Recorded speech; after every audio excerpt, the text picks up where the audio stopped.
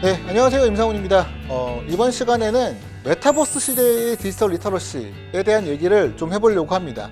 그 중에 첫 번째 시간으로 메타버스의 특징과 교수학습의 변화, 이 이야기를 좀 나누어 보려고 합니다. 과연 메타버스라는 게 뭐고, 또 이것이 우리의 교육 현장, 특히 교수학습 측면에서 교육의 현장을 어떻게 바꿀 수 있을 것인지, 또 우리는 무엇을 고민해야 하는지 그 이야기들을 좀 나누어 보고자 합니다.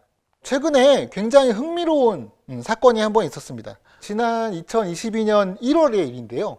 한라산에 사람들이 폭발적으로 몰리는 그런 일이 벌어진 거죠.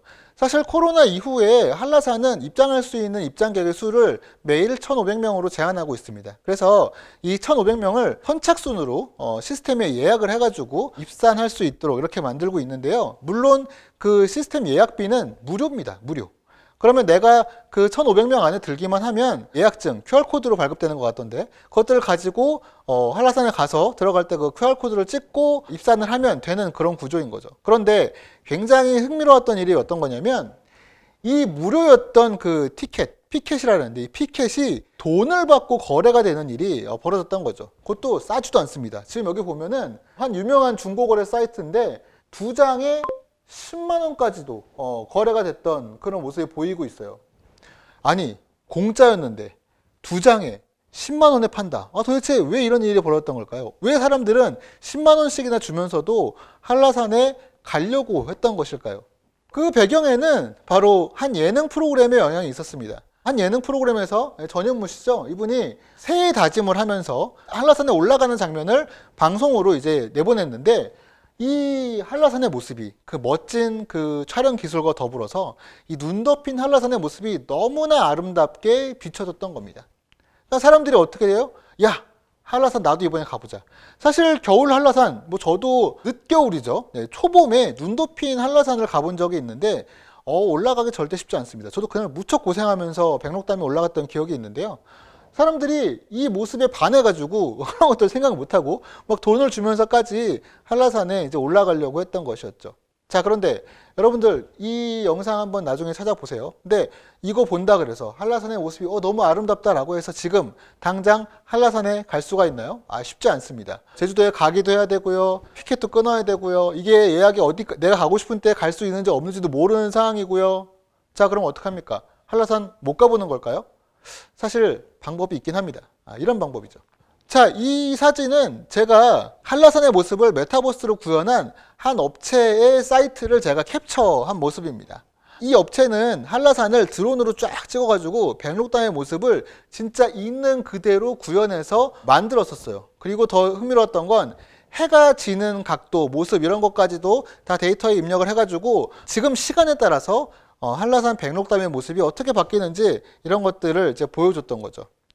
그래서 사실은 내가 지금 당장 한라산에 갈 수는 없지만 이런 메타버스 서비스를 이용한다면 한라산에 가볼 수도 있는 것입니다. 근데 이 메타버스 서비스를 이용했을 때 또 한 가지 흥미로운 점은 우리가 생각할 수 없었던 혹은 경험하기 어려운 그런 모습들까지도 구현할 수 있다는 거예요. 무슨 얘기냐면 한라산에 가보고 싶다.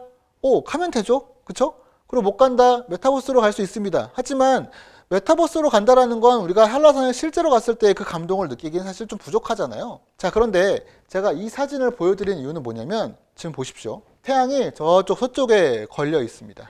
무슨 얘기냐면 여름 기준으로 하면 한 6, 7시, 겨울 기준으로 하면 5, 6시 정도의 백록담의 모습인 거예요. 자, 근데 여러분 저녁 5시 혹은 6시 이런 시점에 한라산 백록담에 있을 수 있는 사람이 과연 있을까요?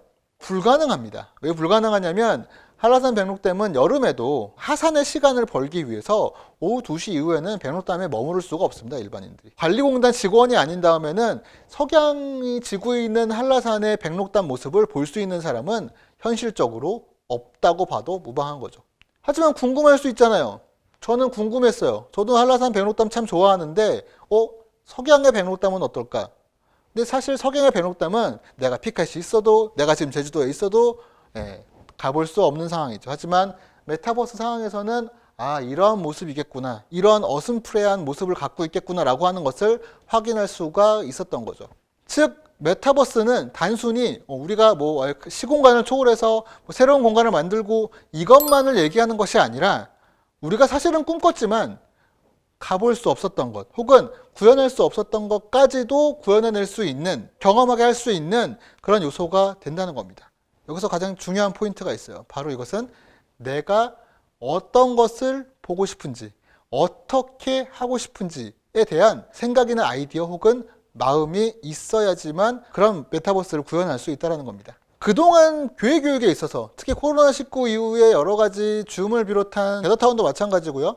이런 메타버스 서비스들은 한 가지 특징이 있었어요. 뭐냐 하면 그 서비스가 무엇이었던지 간에 그것을 시도하는 이유가 모두 다 하고 싶었지만 할 수 없는 궁여지책으로서 시도됐다는 겁니다. 즉 모여서 예배하고 싶고 모여서 뭔가를 하고 싶은데 그게 안 되니까 했던 게 메타버스였다는 거예요. 즉 그냥 일종의 어쩔 수 없었던 대안 같은 거였던 겁니다. 자, 근데 이런 식으로의 메타버스는 한계가 굉장히 명확해요. 뭐냐면 이 어쩔 수 없었던 부분이 해결되면, 문제 상황이 해결되면 사실 존재의 이유가 사라지는 거거든요. 사회적 거리두기가 거의 끝났습니다. 그렇죠? 이제 코로나19로부터 벗어나는 과정이에요.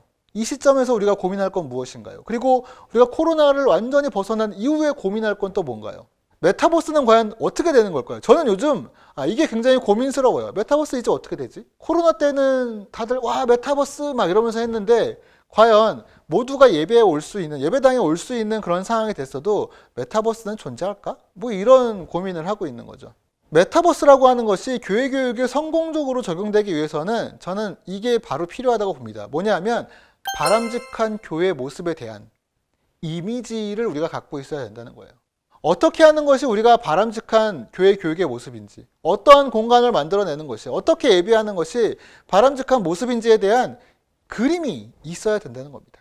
그냥 어쩔 수 없었으니까 하던 것들에서 이제는 벗어나야지 돼요. 만약에 이 그림이 없다 그러면 메타버스의 미래는 없습니다. 바로 영상 끄셔도 돼요.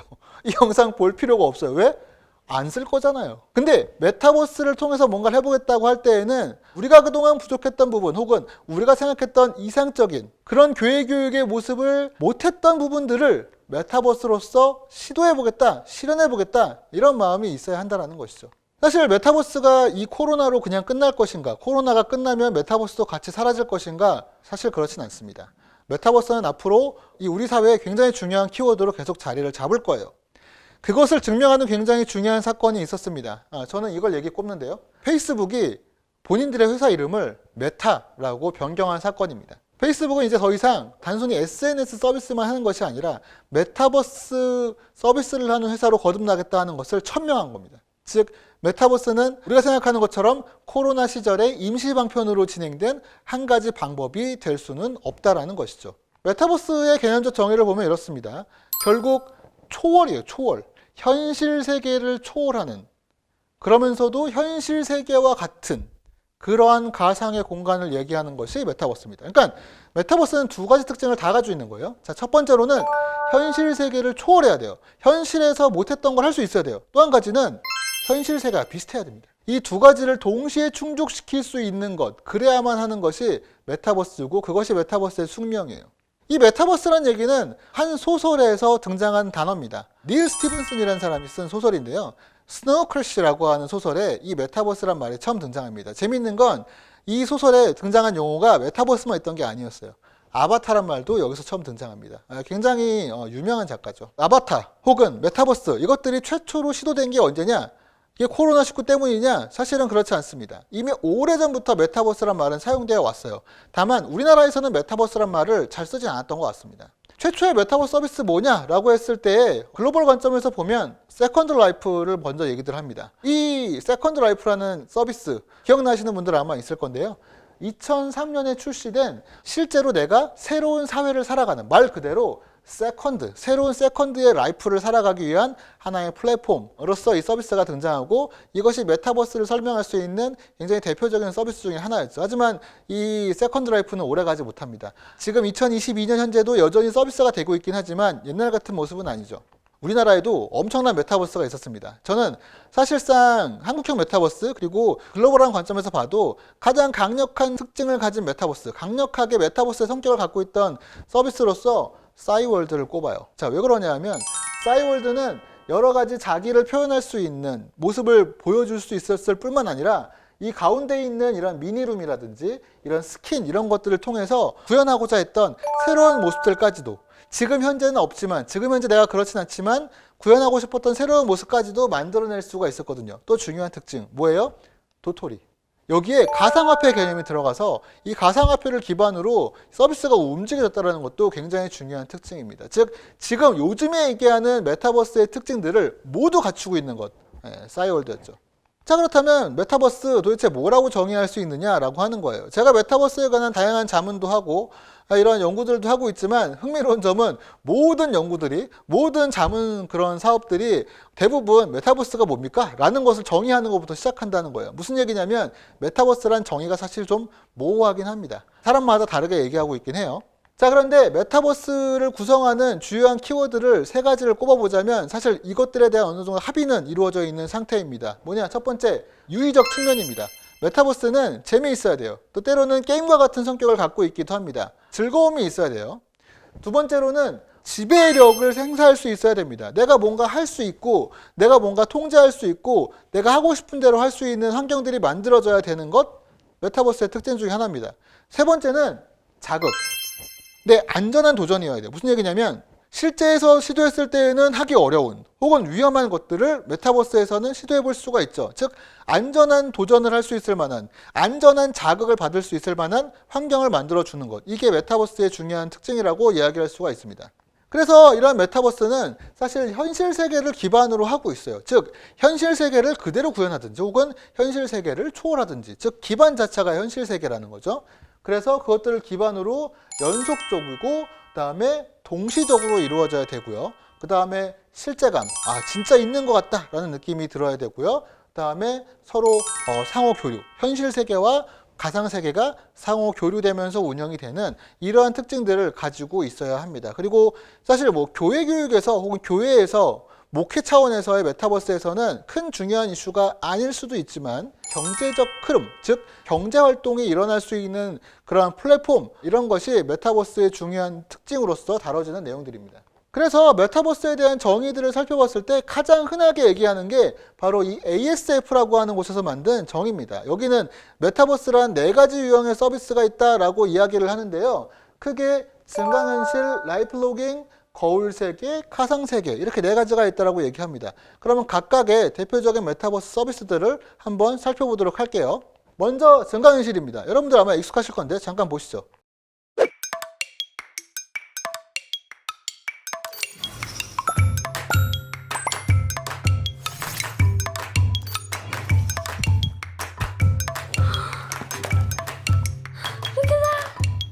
You try. Hello, my name is Hans Glover. I'm your virtual expert on physiology and anatomy. Let's explore and learn about your body.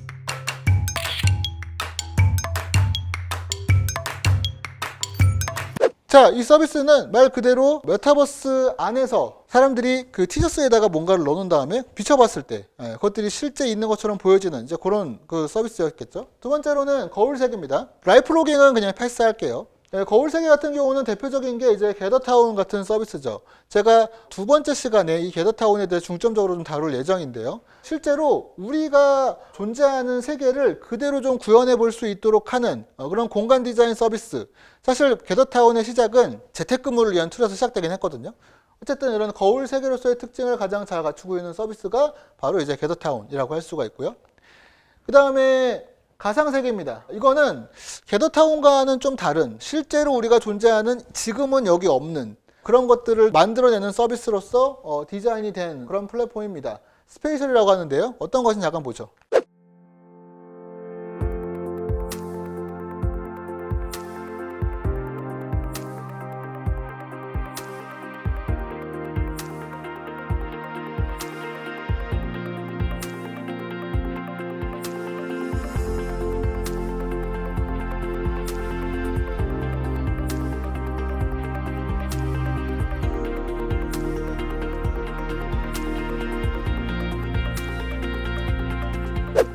자, 이 스페셜 같은 경우는 그 사람들이 상반신만 떠 있죠. 이렇게 그렇게 아바타를 만들게 해놓은 거예요. 그러면서 어떤 전시라든지 협업이라든지 이런 것들을 할 수 있도록 하는 그런 메타버스 플랫폼 중에 하나입니다. 자, 그래서 이런 메타버스 과연 뭐라고 정의할 거냐? 저는 사실 개인적으로는 이 매튜 볼이라는 사람이 정의한 메타버스의 개념을 좋아합니다. 이렇게 얘기를 하죠. 제일 첫 번째로는 물질 세계와 가상현실을 연결한다. 즉 현실 세계와 가상현실이 연결되어야 된다는 거고요. 공유되고 지속되는 인터넷 공간을 갖고 있어야 된다. 인터넷 기반이고요. 사용자들의 경험이 서로 연결된다. 그 안에서 뭔가를 경험할 수 있어야 되고요. 다른 이들도 접속이 가능하다. 많은 사람들이 들어올 수 있는 환경이 되어야 되고요. 그 다음에 경제적 거래, 이거는 대부분의 메타버스에서 얘기가 되고 있는 거고요. 마지막으로 몸. 그러니까 중요한 특징 중에 하나가 이 신체성인데, 이 신체성을 기반으로 상호작용을 할 수 있어야 된다라고 얘기를 하는 겁니다. 그래서 이 메타버스 같은 경우는 크게 장소, 경험, 그다음에 몸을 어떻게 구성하느냐 이걸 가지고 구분을 좀 하긴 하는데요. 전통적인 우리 일반 그 현실 세계죠. 현실 세계에서는 장소는 멀리 갈 수 없죠. 예. 우리가 대표적인 게 그거예요. 우리 교회가 광장동에 있습니다. 라고 하면 우리 교회는 광장동을 벗어나기 어려워요. 왜? 거기에 교회가 지어져 있으니까. 그다음에 경험도 그곳에서만 이루어지죠.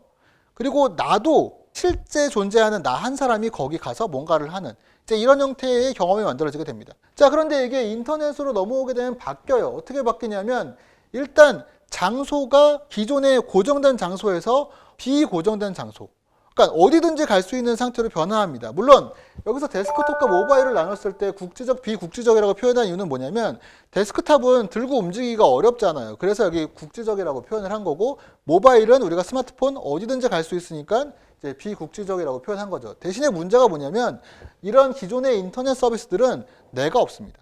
그 안에 나는 그냥 아이디라는 굉장히 추상적인 문자로서만 존재를 하죠. 하지만 메타버스로 오면 이런 초월성을 가지면서 동시에 나라는 존재, 아바타가 생성되게 됩니다. 그래서 이러한 특징을 갖는 것이 메타버스다 이렇게 또 표현하기도 합니다. 그래서 이런 메타버스에 대한 얘기들을 다 정리해보면 현실 세계를 기반으로 네트워크, 데이터 테크놀로지, 그 다음에 인공지능이나 혹은 XR들 이런 것들을 통해서 우리가 마치 현실 세계이지만 현실 세계가 아니고 가상 세계이지만 또 현실 세계와 비슷한 이런 것들을 총체적으로 구현해낼 수 있는 이런 것들을 메타버스다라고 이야기를 하게 되는 것이죠. 메타버스를 정의하면 단순히 가상 공간을 얘기하는 게 아니라 인공지능, 빅데이터, XR 등이 구현되도록 하는 새로운 환경, 이렇게 정의를 할 수가 있게 되는 겁니다. 그래서 이런 메타버스가 교회 교육 안으로 들어오게 되면 사실 그냥 새로운 환경이 만들어졌다, 새로운 공간이 만들어졌다 라고만 얘기할 수는 없다라는 거예요. 즉 교육과 관련된, 목회와 관련된 다양한 것들이 다 바뀔 수 있습니다. 왜? 내용, 방법, 사람, 자료, 도구, 환경 등 이런 전체적인 체계에 영향을 주고 이런 체계의 변화를 이끌어낼 수 있을 만한 잠재력을 갖고 있기 때문입니다. 즉 메타버스를 이제 새로운 환경이 만들어진 거야 라는 정도로 이해하는 건 메타버스를 길게 보지도 못하는 거고, 또 사실은 메타버스를 활용하기 적합한 마인드셋을 가지고 있다라고도 말할 수가 없는 것이죠.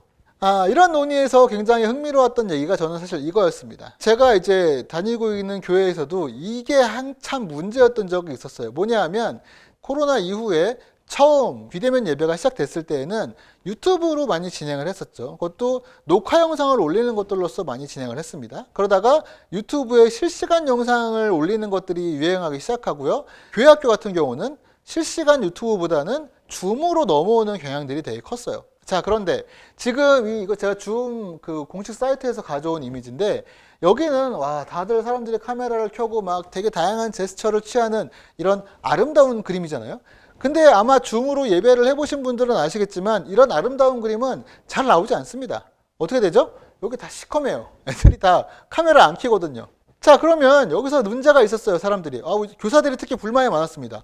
아니 줌 예배인데 카메라 켜야 되는 거 아니야? 거기에 있다라는 걸 자기 증명해 줘야 되는 거 아니야? 라는 얘기들을 했더라는 거죠. 자, 줌 예배에서 학생들은 카메라를 켰어야만 했을까요? 왜 이런 문제가 사람들 사이에 언급되고 회자된 걸까요? 사실 이 메타버스에서 가장 중요하게 생각하는 것은 그 메타버스 환경에 잘 몰입되어 있는가, 그리고 거기서 상호작용을 할 수 있는가 하는 문제였어요. 근데 줌을 켰지만 그 안에 학생들이 진짜로 잘 예배에 몰입하고 있는지, 그 환경에서 잘 예배를 하고 있는지, 그 다음에 그 안에서 상호작용이 이루어질 수 있는 가능성이 있는지, 이러한 측면에서 카메라의 켜고 끄고가 큰 영향을 준다라고 생각했던 겁니다. 보이지 않는 대상과 어떻게 상호작용을 하냐? 보이지 않는데 어떻게 몰입하고 있다라고 믿을 수 있냐? 바로 이제 이런 문제들이었던 거죠.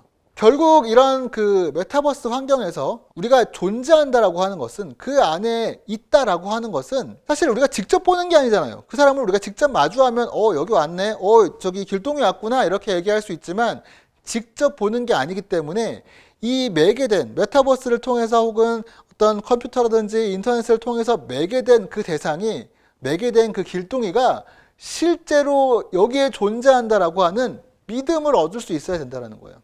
그러니까 예배를 하면서도 고민들이 뭐였냐면 그거였죠. 야, 이거 예배하고 있는 거야 진짜로? 이런 불신이 있었던 거예요. 불신. 왜? 직접 보이지 않으니까.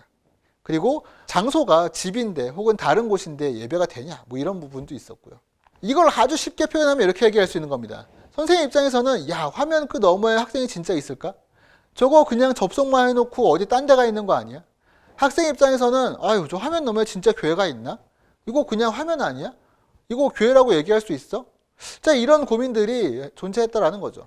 이런 상황에서 메타버스는 굉장히 흥미로운 경험들을 제기해 줬던 건 사실입니다. 어떤 거였냐면, 이게 저희 교회 메타버스 게더타운의 한 장면을 촬영했던 건데, 제가 이 장면을 왜 촬영을 했냐면 이게 되게 웃겼었거든요. 이 모습이 왜 웃겼냐면, 저희 교회는 그렇게 큰 교회가 아닌데 아이들이 교회에 오면 늘 보통 그러잖아요. 누구나 자기가 앉는 자리들이 있죠. 누가 거기 지정석 만들어준 것도 아닌데 다들 앉는 자리가 있어요. 아이들도 그런 게 있거든요. 근데 메타버스 안에서, 메타버스를 와서도 아이들이 똑같이 자기들이 앉던 자리에 앉더라는 겁니다. 특히 웃긴 건 뭐냐면, 메타버스는 사실 여기가 앞부분인데, 예배당 앞부분인데 예배당 앞뒤에 개념이 없잖아요. 그냥 이렇게 평면적으로 보는 건데, 근데도 앞에는 안 앉습니다. 앞에는 안 앉아요. 그리고 뒤로만 이렇게 잔뜩 앉아있는 그 모습을 보면서 굉장히 웃긴다라는 생각을 했던 적도 있었고, 또 재밌었던 건 어차피 이름이 보였던 건 줌이나 이런 메타버스, 게더타운도 마찬가지였는데, 이름이 보이는 거는 교사들이 이 메타버스 게더타운으로 넘어오면서 상당한 안정감을 갖게 됐다라는 거예요. 뭐냐면, 아, 애들이 교회에 왔구나, 이렇게 느끼더라는 겁니다. 이상하지 않나요? 여전히 달라진 건 별로 없는 것 같은데 뭐가 차이였죠? 화면 꺼 있는 줌과의 차이는 뭐냐면 결국 이 아바타들, 얘들이 막 움직일 수 있잖아요. 왔다 갔다 하고 움직이고 막 걸어오는 게 보이고, 그러면서 사람들이 아, 얘가 여기 왔다라고 믿게 되기 시작했다라는 겁니다. 이게 굉장히 흥미롭고 의미 있는 그런 경험이 아니었나 싶습니다. 그래서 메타버스 안에서 해볼 수 있는 여러 가지들이 있는데, 대표적인 게 바로 이 OX 게임이었어요. 사실 OX 게임 그렇게 흥미로운 게임이 아니잖아요. 이거 그리고 줌으로도 할 수 있습니다. 이렇게 피켓 같은 거 들고서 OX 이렇게 하면서 충분히 할 수 있었어요. 그런데 이 OX 게임 이거 하나 하면서 1시간씩 보내는 날도 있었습니다. 이게 너무 재밌는 거예요. 왜 재밌었냐면 이거였죠. 줌은 모든 사람이 평면적이고 대등하고 수평적으로 존재합니다. 누구나 한 칸의 화면만 가질 수 있고요. 순서나 움직임 같은 건 존재하지 않아요. 그런데 메타버스 게더타운 서비스에서는 아바타가 생성되다 보니까 아이들이 왔다 갔다 하는 모습들을 실제로 볼 수 있다는 거죠. 즉, OX 퀴즈의 핵심은 뭐예요? O로 갈까? X로 갈까? 이런 갈등의 모습들을 보여주면 더 재밌잖아요. 이게 이 게더타운 안에서는 이루어질 수 있다는 거죠.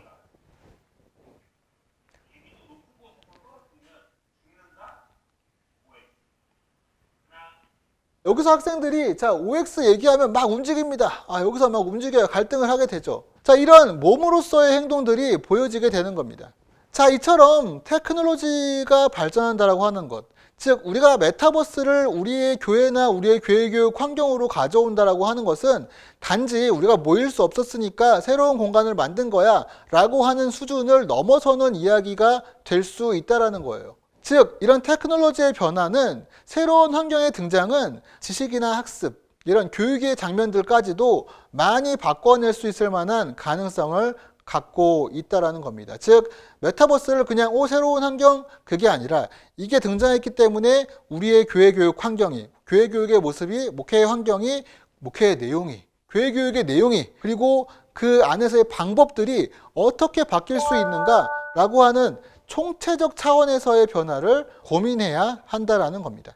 자, 그래서 사실 세대를 크게 세 가지 세대로 나눠서 접근들을 많이 합니다. 뭐냐면 처음에 말의 시대의 등장, 그 다음에 텍스트, 문자가 그 헤게모니를 잡는 문자의 시대, 그 다음에 전기가 등장한 이후에 전기의 시대, 그리고 마셜 맥루언이라는 그 유명한 커뮤니케이션 학자가 이렇게 얘기했었는데 신의식의 시대가 올 것이다 라고 얘기했었는데요. 이 신의식의 시대란 말이 등장한 때가 1960년대인데 그때는 이 말이 뭔지 잘 이해를 못했지만 지금 생각해보니 이 얘기는 인공지능일 수도 있겠구나 이런 생각을 하고 있어요. 그래서 이런 인공지능을 비롯한 지금의 빅데이터라든지 메타버스 이러한 서비스들이 등장한 이 시대를 신의식의 시대라고 얘기할 수 있을 것 같은데 이러한 시대의 변화를 경험하면서 교수학습, 교육의 장면들, 방법들, 환경들도 많이 변화를 했었다라는 것을 우리는 좀 기억할 필요가 있다는 겁니다. 그것들을 바탕으로 메타버스를 고민해야 된다는 거예요. 자, 무슨 얘기냐? 구슬시대, 말의 시대에서의 핵심적인 교육의 장은 바로 이런 광장이었습니다. 광장 안에서 연사가 이야기를 하죠. 그래서 이 시대의 유명한 정치인이라든지 위인들은 대부분 웅변가였던 경우들이 많습니다. 왜냐하면 많은 사람들을 모아놓고 그 앞에서 큰 소리로 이야기하면서 그들을 설득해야 됐기 때문이죠.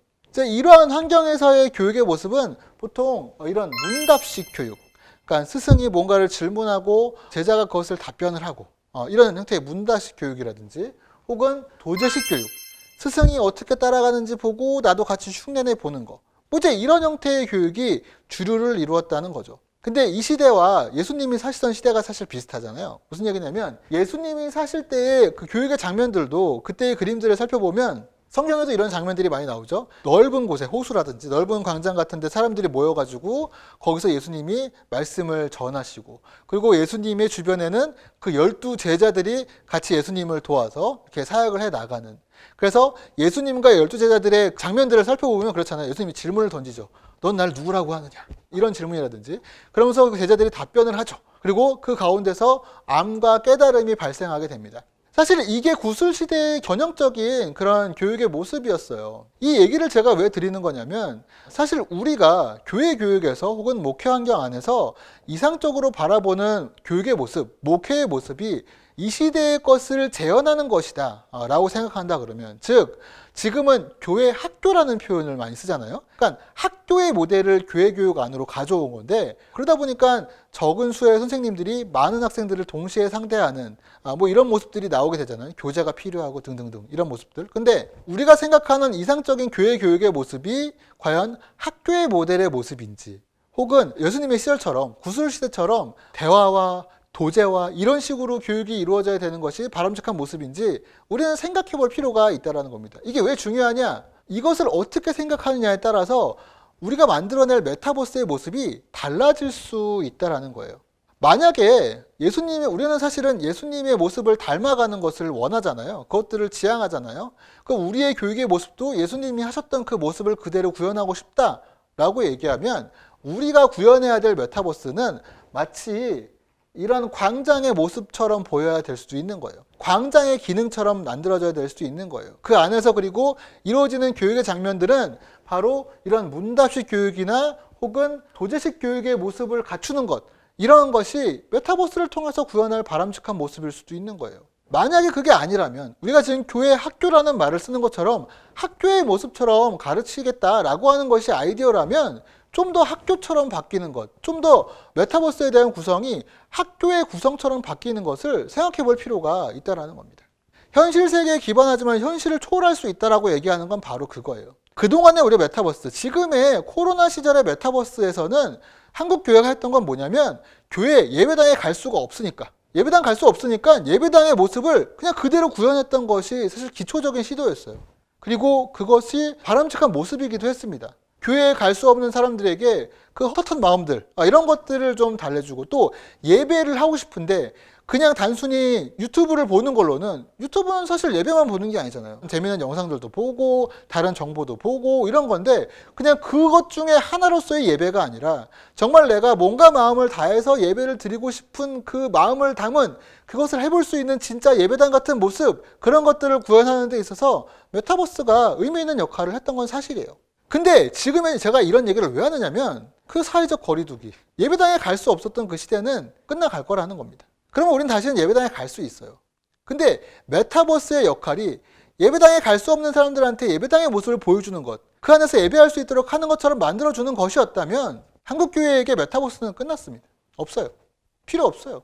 우리가 메타버스를 계속해서 고민한다고 하는 그 전제는 뭐냐면 지금 우리가 갖고 있는 물리적인 환경 안에서 갖고 있는 한계 지점이 있다는 것을 처음 인정하는 것. 그리고 우리가 바람직한 교육의 모습이 있는데, 바람직한 목회의 모습이 있는데 그것이 지금의 물리적 공간 안에서는 구현할 수 없다는 것을 전제로 해야지만 한국교회가 메타버스를 계속 가져갈 것인지, 메타버스를 뭘 할 것인지에 대한 그림이 만들어질 수 있을 것이라는 것입니다. 포스트 코로나를 얘기하는 지금, 한국교회가 메타버스를 고민한다고 하면 지금 가장 중요한 문제는 바로 이겁니다. 그동안 생각했던 것처럼 거울 세계, 현실을 그대로 구현하는 것으로서의 메타버스 역할에 만족했다면 이제는 현실을 초월하는 진짜 가상의 세계로서 메타버스를 어떻게 꾸려나갈 것인지, 페이스북이 왜 이름을 메타라고 이름을 바꿔가면서까지 새로운 모습을 만들고자 하고 또 어떤 그림을 그려내려고 하는 것인지, 우리도 그런 고민에 동참하고 같이 뛰어들어야 할 그런 시점이 아닌가, 그런 생각을 좀 하고 있습니다.